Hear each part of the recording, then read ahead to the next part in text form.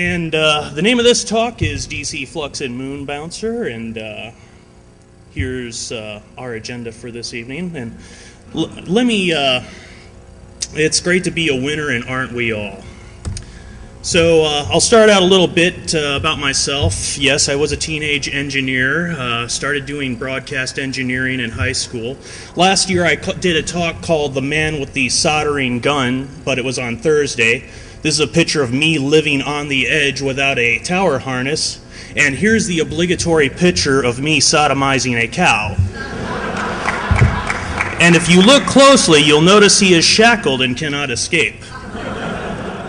I come from a small town, Kingman, Arizona, which is 100 miles south of here, and by golly, when I walked past this, I had to take a picture of it because this is the stupidity we have here.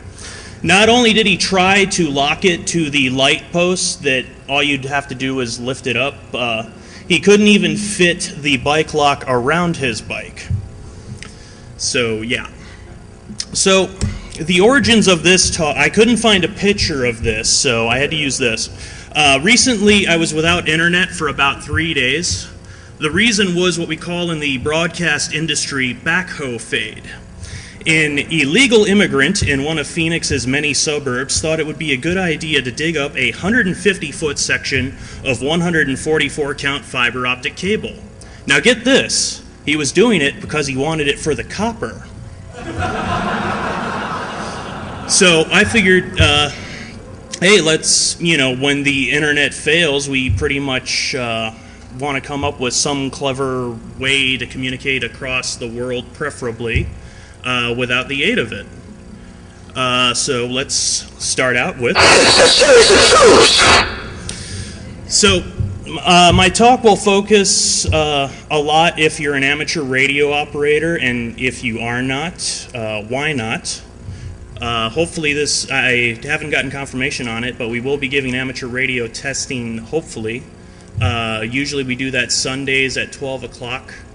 And so here's my series of tubes that are useful for transmitting.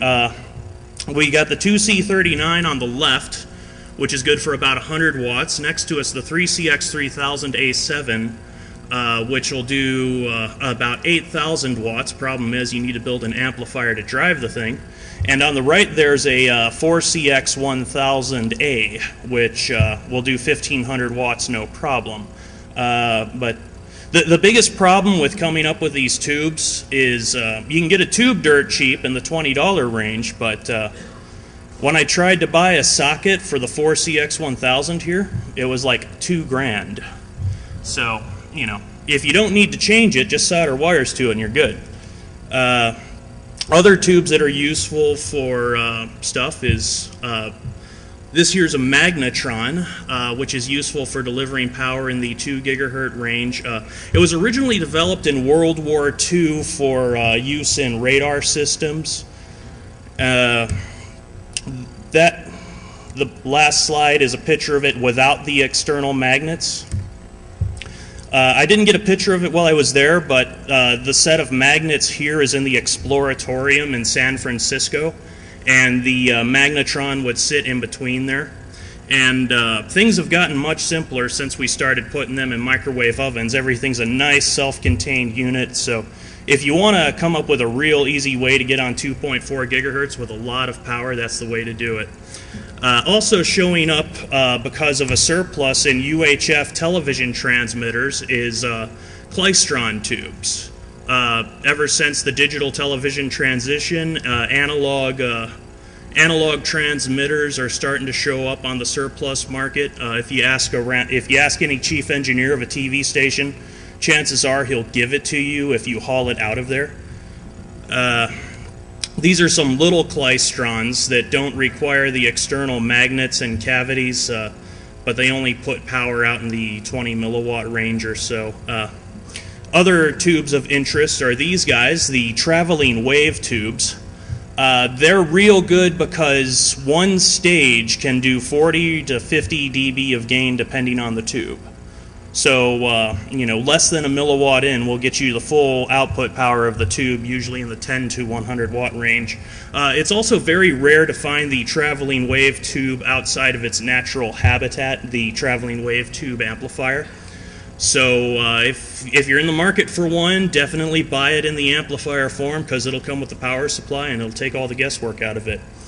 Another interesting tube is the hydrogen maser, which is just like a laser, but with, instead of the light is microwave.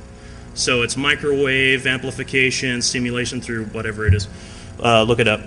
Pretty much the only tube that I have heard of that was this type existed here. The antenna structure that is on the right of the screen there at the Bell Telephone Laboratory Satellite Communication Center in Holmdel, New Jersey at about 1960. The steerable horn antenna sugar scoop used is for receiving to the right. This was in the 60s when they were playing around with passive reflectors, so they transmit with the antenna on the left and receive it back with the antenna on the right. So yeah, we're here to talk about moon bouncing, but not that kind of moon. But for whatever reason, I did find a moon bounce room. But no, we're here to talk about this one, Earth's moon. Pretty much about 3,400 kilometers in diameter, and it swings between two orbits, a perigee and an apogee, and so it has about 40,000 kilometers worth of swing between the 2 points, and it comes and goes about every 27 days and change. The original people that did moon bouncing was shortly after World War II. We did Project Diana, which the real idea behind Project Diana here was we were in the Cold War with Russia, and we wanted to know what Russian radar signals looked like. So the idea was that these signals were bouncing off the moon somehow, and we were going to be able to receive them. And so we did this test run with, you know, we basically took a surplus SCR-271 radar set, which was designed by Major Edwin Armstrong, the inventor of FM, by the way, and tried to bounce a signal off the moon. And here's a quick attenuation chart. There's some clever math that goes into it, but basically you can count on the moon to be between 5 and 7% efficient as a reflector. Plus you have to do the path both ways there. And these, I do have the perigee and the apogee, and you'll notice that there's about 2.1 dB gets added, or is that about right? Or it's about 2.2 dB added between perigee and apogee on a moon bounce. And you know, I just did some common bands here. The bands that are in bold and italic here, 2 meters, 70 centimeter, 23 centimeter, those are the ones most commonly used for future reference. So let's take a look at a quick path loss on Project Diana. So our radar set was able to deliver a 8,000 watt carrier, and we're about 256 dB on EME, and we actually, on that radar set, we actually had 2 antennas side by side, so we got the gain of the radar set up another 3 dB. Pretty much power double. Each time you double the amount of antennas, your gain goes up 3 dB, so if you're interested, that's why. But look at that estimated signal we've got there, negative 148. Who here's an amateur radio operator? Excellent. Anyone know off the top of their head what the sensitivity is of their receiver? Whereabouts? A gentleman said minus 120, and that's pretty good. But that brings them to about there.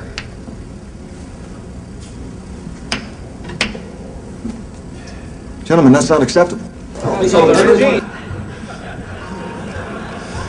So how do we squeeze 28 dB out? Well, there are a number of ways we can do it. We can basically dip the receiver in liquid nitrogen or liquid hydrogen to make it colder. We can decrease the bandwidth, or we can try to decrease the noise figure by using better components. So here's a block diagram of what the Project Diana receiver looked like, and the big key is the receiver bandwidth is 57 hertz. And wow.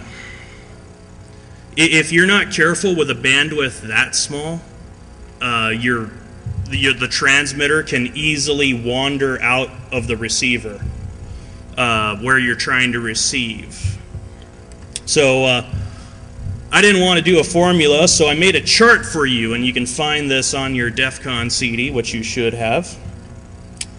So there's 3 columns here. 70 degrees room temperature. Negative 321 is the temperature of liquid nitrogen. Negative 457 is liquid helium. But you'll notice that you know, a room temperature receiver versus one dipped in liquid nitrogen, we get 16 dB more gain out of it. So, am I doing that right? Yeah, I didn't write these numbers down, so I'm just doing it off the top of my head. And you know, if we can come up with some liquid hydrogen, we get even better than that. Now, I'm sure you're wondering about 0 degrees Kelvin, and at 0 degrees Kelvin, theoretically, no noise is generated and you have a perfect system, but to date, it has been impossible to make 0 degrees. And we've gotten really, really close, but I don't know if anyone's dipped a receiver in wherever the close to 0 is to see what the results are. But yeah, so let's run the numbers again with some stuff here. Negative 174, so we'll assume they ran it at room temperature, and here's the formula to figure out, you know, we can get a decibel rating out of the bandwidth. It's basically bandwidth log 10, and then you times that by 10. And we also have to add in the receiver noise figure. So basically we got, amazingly, we got 1.3 dB to spare. And it was just enough to be detectable. So that was 1946. In 1948, someone said, great, let's bounce signals off the moon as a way to communicate from point A to point B. This comes from the notebook of James H. Trexler. Basically, he theorized that we could shoot a signal off the moon from LA to Washington, D.C., and as long as the moon is visible in both places, it'll work. And by golly, it did. This is a picture that was transmitted via facsimile, via the moon. That was, you know, he theorized that we could do it in 1948, and we didn't get around to doing it till 1960. And so we were able to bounce this signal off the moon. So the Navy was, the Navy did this. This is the picture of a USS Hancock, and it was transmitted between Honolulu, Hawaii, and Washington, D.C. And it was pretty brute force, the system the Navy used. It operated somewhere around 400 megahertz, but they had 48-foot dishes with 100,000 watt transmitters. So, yeah, the aliens must love us. First we're sending them pictures of Hitler, then we're sending them pictures of aircraft carriers. A little bit later here, in 1962, we went mobile here. This is a picture of the USS Liberty, which was an auxiliary communications relay, sort of like an early version of a spy ship. If you look towards the aft end of it, you'll see a 16-foot dish, and they had a 1,000-watt transmitter, which, you know, is enough because you got a 48-foot dish on the other end. So that could communicate as long as it saw the moon as well. But I forget which incident it was, but it basically got destroyed. There was a bunch of controversy about it because apparently, what was it? The Israelis attacked it, thinking it was some other country's spy ship, and then they're like, "Hey, we're American," and we're like, "Oh, okay, sorry." So here's some bandwidths of some popular modes that work for moon bouncing. The most notable one that gets used a lot is super slow CW, Morse code. And how slow is super slow? we're talking about 15 seconds for a DIT and 45 seconds for a DA. But because you're running so slow, a 100-watt transmitter looks like 1,000,000 watts. So you can look at that chart. Other modes on here are, I don't know if, I didn't have time to research this to see if anyone had done it, but PSK31 is on here because it's a really low bandwidth mode. And I suppose you could do it, but the thing is, the moon is moving, and you'd have to compensate for the Doppler shift. So you'd have to keep tracking the signal. If anyone's played with PSK31, it'll wander through the waterfall display, and you'd have to like keep clicking on it every 10 seconds or so. This JT65A here, that's a new mode, and I was actually surprised that it's wide bandwidth, because it's my understanding that that takes like 5 minutes to do a one-way QSO on it, but apparently it repeats itself a lot, and that's where it gets its robustness from. And I've heard of people doing sideband via moon bounce. Don't know if anyone's done it with FM yet, but here's the figures for, just the sake of this chart. So a bunch of you guys are nerds, and we're into Wi-Fi, and I figured, hey, let's see if we could make a 900 megahertz Wi-Fi moon bounce work, and I did it with off-the-shelf stuff. I got a 10-watt transmitter here because I was able to find one of those online, and that had a 12 dB preamp built in, and here's the path, and I figured use a 15-foot parabolic dish, and well, we didn't quite make it. Now, if somehow we were able to put a 15-foot dish with a repeater on the moon, it'd work just fine. So what about 2.4 gigahertz moon bounce? Well, this is with off-the-shelf equipment, but unfortunately I don't know anyone in Puerto Rico. But if we could build another Arecibo dish, you'd be able to communicate with 1 watt via moon bounce on 2.4 gig. So how about some giant freaking laser beams? So back during the Apollo missions, we put up these things on the moon. These are called, the thing on the left is called a retroreflector. Just like the reflector on the on a bike. The idea is that if a light beam hits it at any angle, it'll come back on the same path instead of going off at like 90 degrees like your traditional mirror would.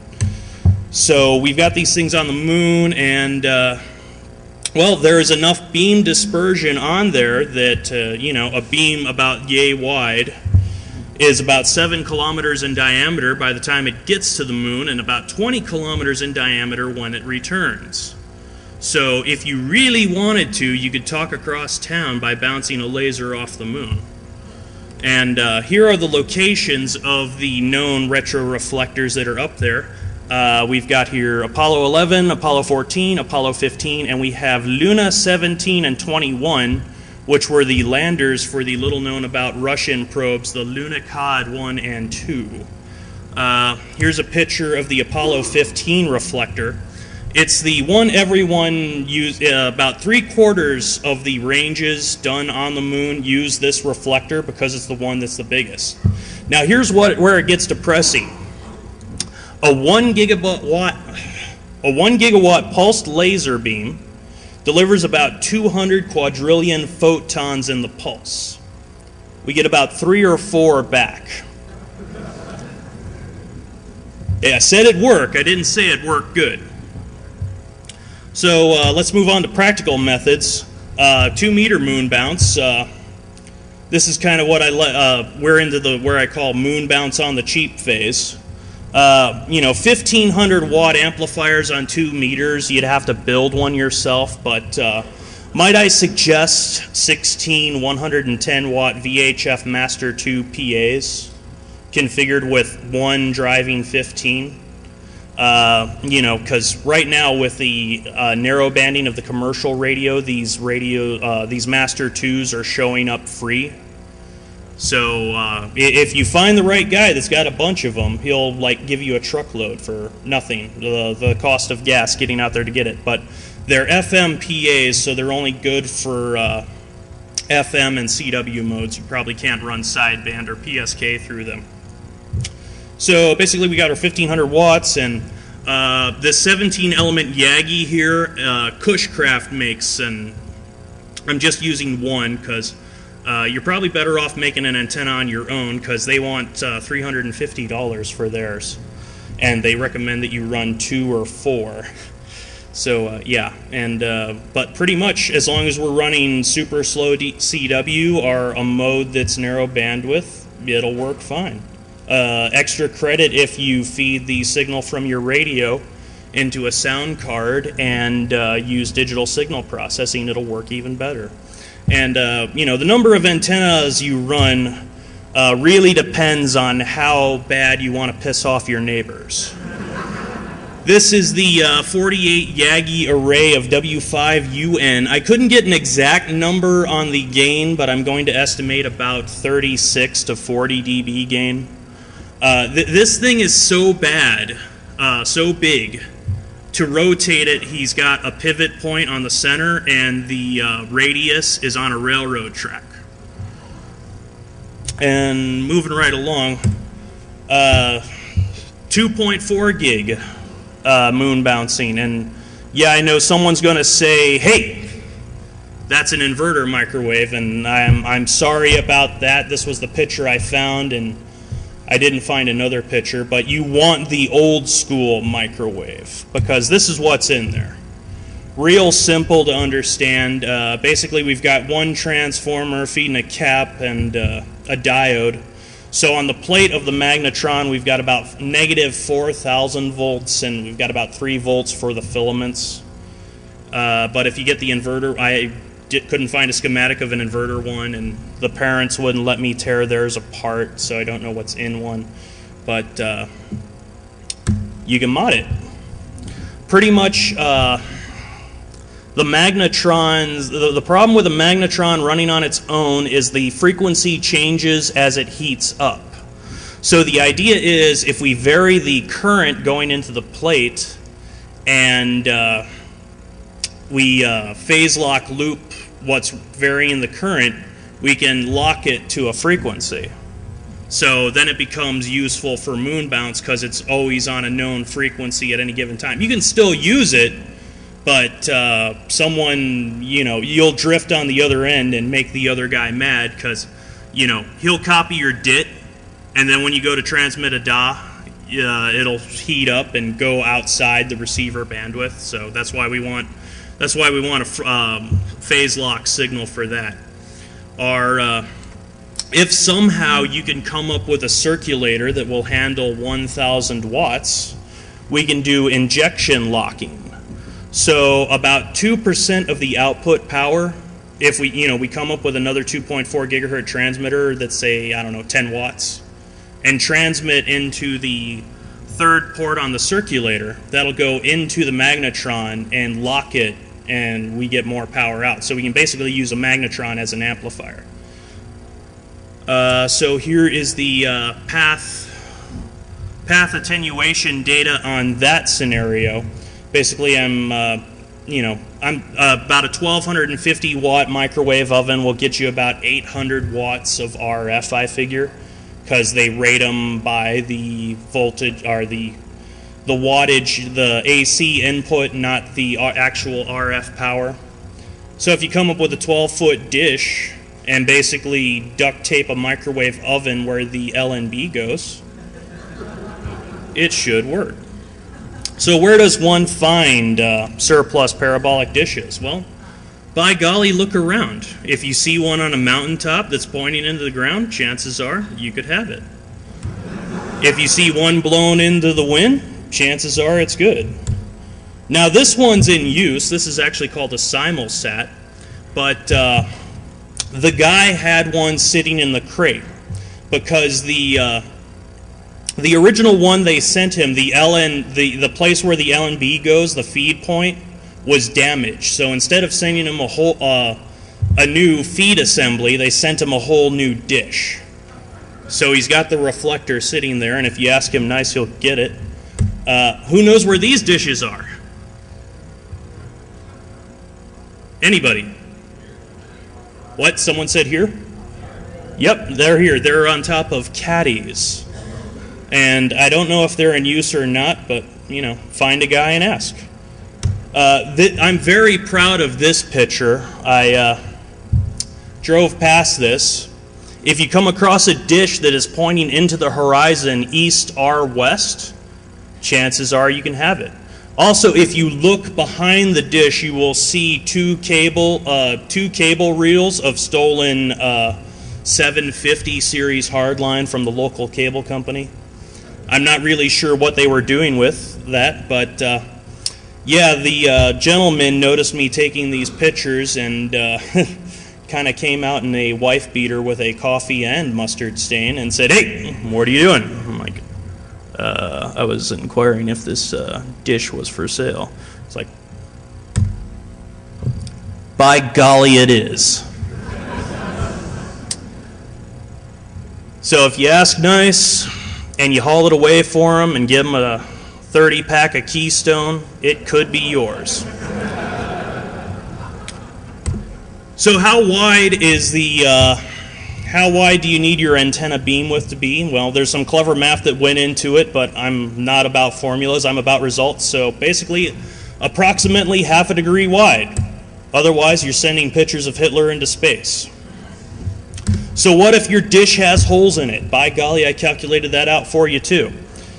Pretty much most of the C-band dishes have 1/4-inch holes on them, so they're good for, you know, the C-band range up to 4.72 gigahertz. So they'll run just fine on 2 gig.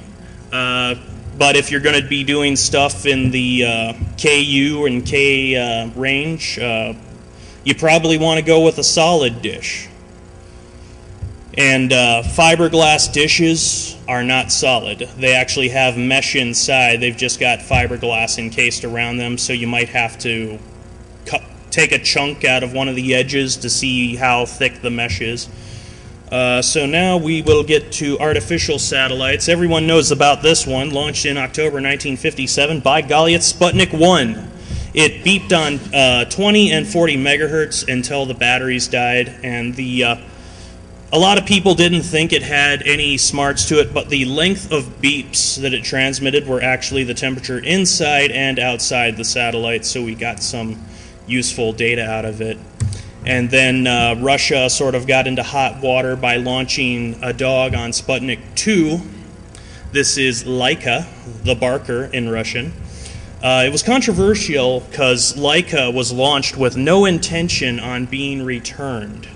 The idea was you see that thing in front of her, that was an automatic dog feeder, and apparently on the 5th day there was like a poison cartridge, but unfortunately Laika didn't survive that long.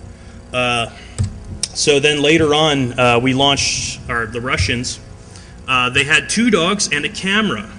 And this is noteworthy because this picture, the CIA was able to take a signal from a slow scan television camera that the Russians had that they had never before seen and decode it and get a useful picture out of it. So where were we doing? You know, we've got some artificial satellites, but I'm gonna talk about this one because we're about moon bouncing. This here is Echo 1A because Echo 1 exploded on the launch pad. It is a aluminum-coated mylar sphere that's about 100 foot in diameter, and the idea was we could still use all of our moon bounce infrastructure, but you know, obviously if the moon's not in your field of vision, you can't use it.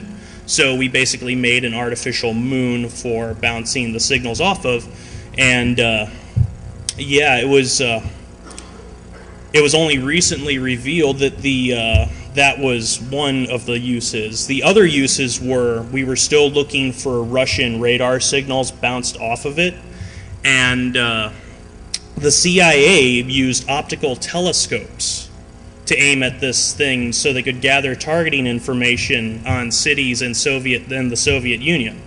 And later on they launched Echo 2, which was basically the same thing, but it was a slightly larger diameter, 135 feet instead of 100, and it had a much smoother surface, so the telescopes would work better. This is what I consider the first real communications satellite. This is SYNCOM-3, and I consider it the first real satellite because it's the first geostationary satellite. Now that means that it is at an orbit and a speed to where, when observed from the ground, it does not move. So that means you no longer had to track it with satellites. It used 2-watt traveling wave tubes, and it was able to broadcast the 1964 Olympic Games live from Tokyo to the U.S. The 5 megahertz wide channel was enough for one full duplex telephone call or 16 one-way teletype circuits, and the 13 megahertz wide channel was good enough for black and white TV. And, well, now we've got a few satellites up there. There's an estimated 1,500 satellites in geostationary orbit, plus however many we've got going in polar, and I won't tell you what we consider space junk, because that's just depressing. So here's a satellite you can actually use if you're a licensed amateur radio operator. This is AMSAT Oscar 51. I believe the call sign here is Echo. But it depends on the amateur satellite. These will be in your field of view for 10 to 15, maybe even 20 minutes, some of them. What do you need to use it? Well, I got in my hand a Kenwood THF6 dual band transceiver. Other good radios would be like the Yaesu VX7, VX8 series.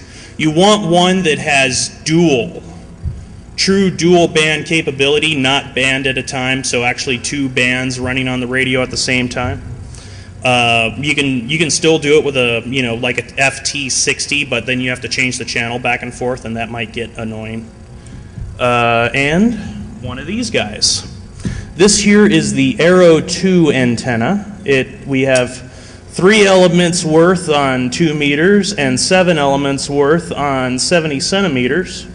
So if you know the time and the rough place when the satellite is going to be overhead, you can just go outside and go like this and kind of look like a dork to your friends, but joke's on them because you're talking through a satellite.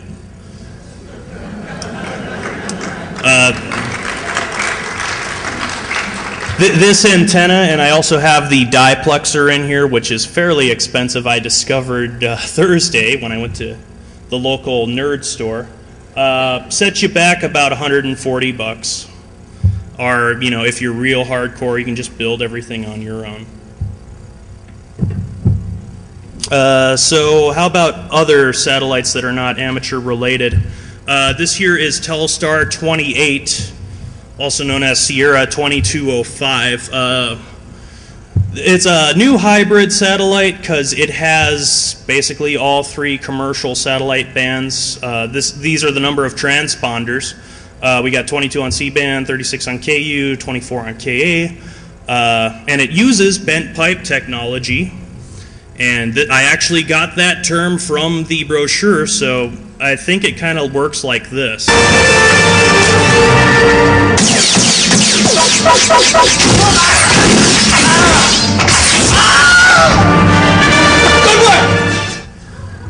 So really what's on there is what's called a linear transponder, and this is an oversimplified block diagram. Basically, we have an input antenna that's going into an amplifier that is being mixed with a local oscillator and then amplified again with a traveling wave tube, and we have an automatic gain control circuit so that the power out of the traveling wave tube does not exceed whatever its limit is, usually 10 watts, and then we go back into an antenna. Other satellites, I should have put this slide a little later, but here is the coverage of one of these satellites. Pretty much covers the entire continental United States and all of Hawaii with a decent dish. It'll cover up into Canada, but the further north you get, the higher gain antenna you have to run. And here's a clever chart. I just did it average. So we have all the frequencies that the commercial satellites use, and I just averaged it here. So this is one-way path because we're not bouncing anything off of stuff. So let me introduce you to my friend.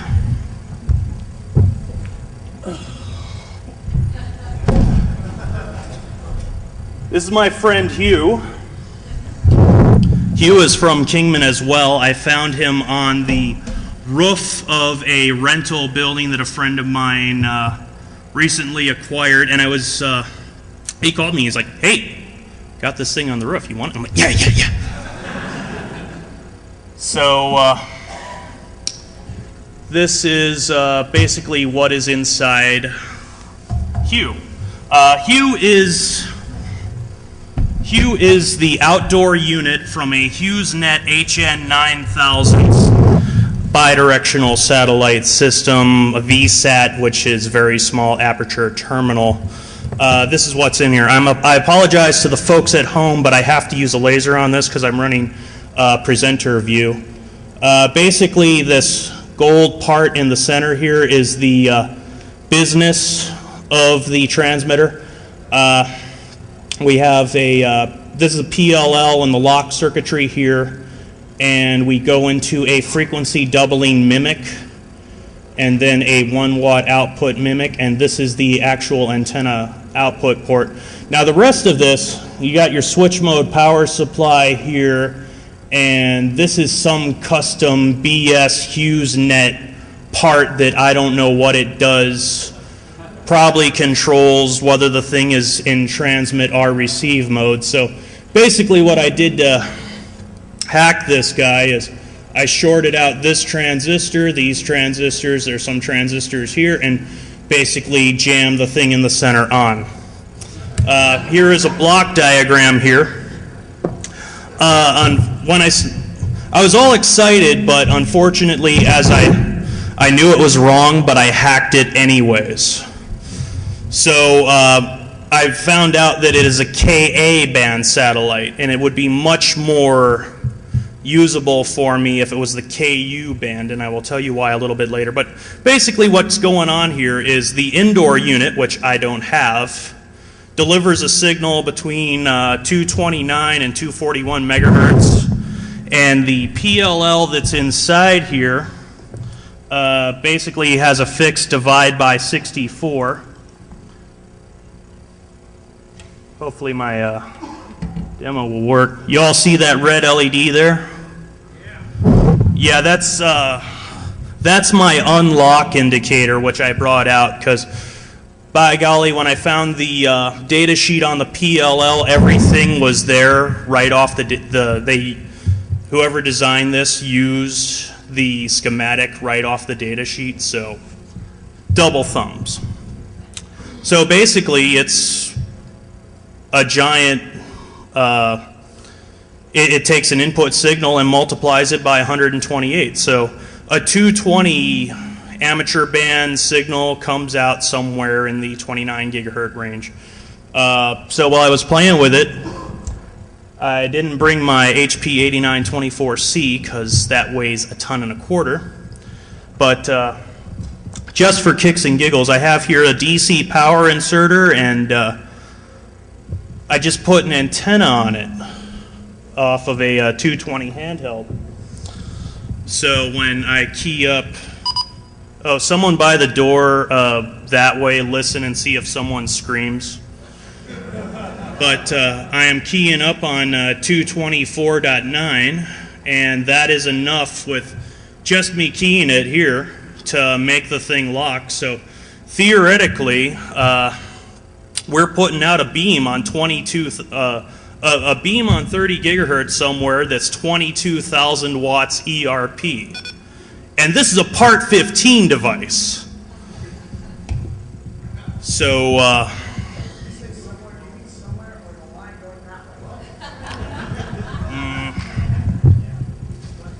probably somewhere up that way.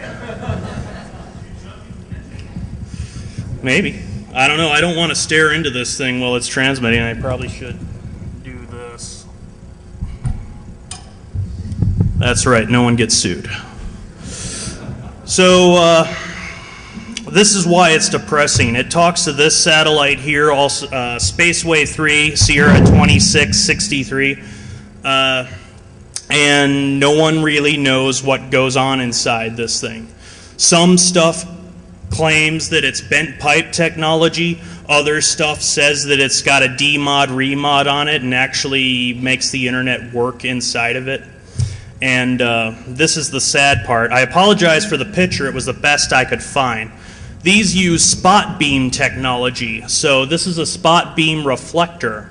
And each one of these facets was CNC milled. So what's going on here is there's like 12 apertures on the side of the spacecraft. And it's a series of tubes.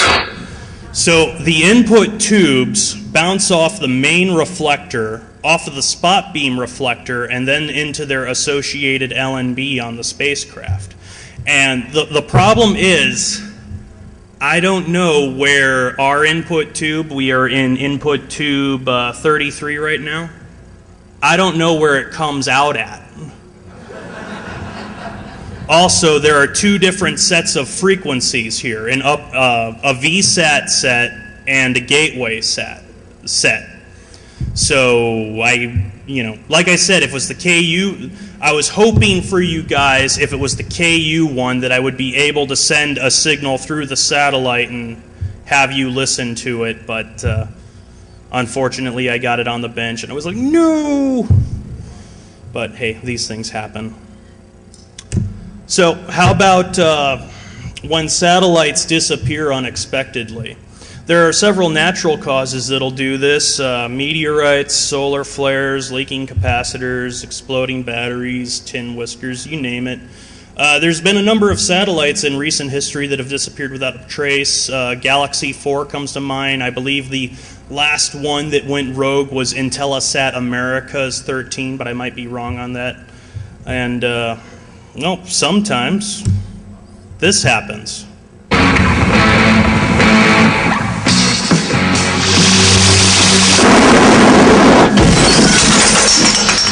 Wow, excellent. So, government agencies recently have developed clever ways to shoot down satellites of people they don't like. China has modified ballistic missiles. The United States was successful shooting down a satellite with a modified standard surface-to-air missile off of a Navy ship, and lately we've been playing around with more of those freaking laser beams. Now the Russians are hardcore.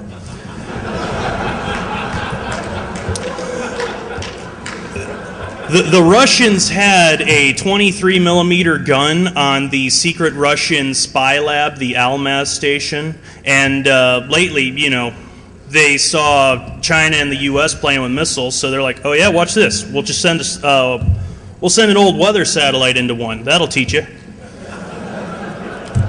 How about taking down my bad. How about taking down a satellite from your backyard? Now, I won't tell you what satellite these frequencies are for, but yeah, the key resource for learning about this stuff is the FCC's International Bureau, not the regular one. So this satellite I'm looking at here has two sets of frequencies, and the 20 and 29 gigahertz ones are spot beamed. So just so you know that, you have to figure out which spot beam it comes out at. And when the spot beams don't work, the lower set is used for when the thing is changing orbit or in emergencies. But theoretically, both sets are on all the time.